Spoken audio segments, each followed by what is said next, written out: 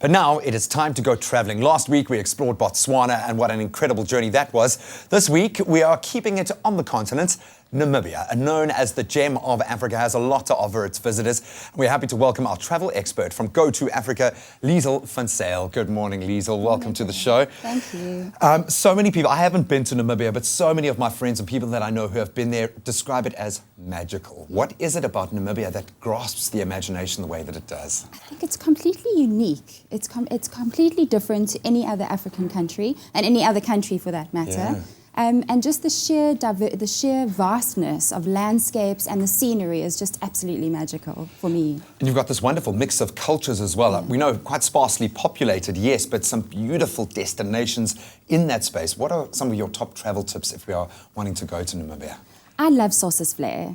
Even though some people might think it's a bit commercial, but if I've been before, I'd definitely go again. I love Sauces Flair. I think it's absolutely majestic. If you are young or fit and you've got a family and you can run up and down the dunes, that's a lot of fun. If you are not that fit, you can take a hot air balloon or just explore the dunes. But two of my favorite top travel tips, or two of my favorite experiences, are, you mentioned culture, the Himba tribes. They're nomadic desert people living in the desert, and to come across them, it's not an arranged thing. You can just drive in the desert for hours and you may or may not come across a tribe. They're beautifully cladded with clay, and then also the desert-adapted wildlife, which you also are not guaranteed of seeing. It's not like the Kruger or Sabi Sands or Etosha, that's Etosha. But just going out into the desert and spotting some of these elusive species, some of the elephant or the lion is very special. And I suppose you must really count your lucky stars if you have had an encounter like that. Just take on board how privileged you are. Exactly.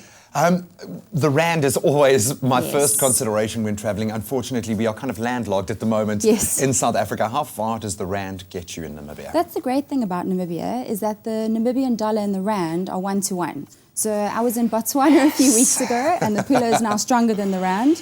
But for Namibia, it's 1-to-1, and that makes budgeting really easy and really affordable for South Africans. And in terms of the value you get out of that spend, is it a good value for money destination? You know, the great thing about Namibia is there's a lot of range. So there's a lot of different kinds of accommodation. You can self-drive, you can rent a kitted vehicle, you can do a charter flight. So your rand can get you as far as you'd like it to go. But absolutely, you can get a lot of value out of it.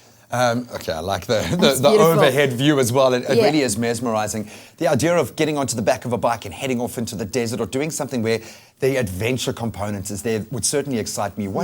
If you could recommend a couple of tips to do, something that people that really want to savor the most out of Namibia, what would that be?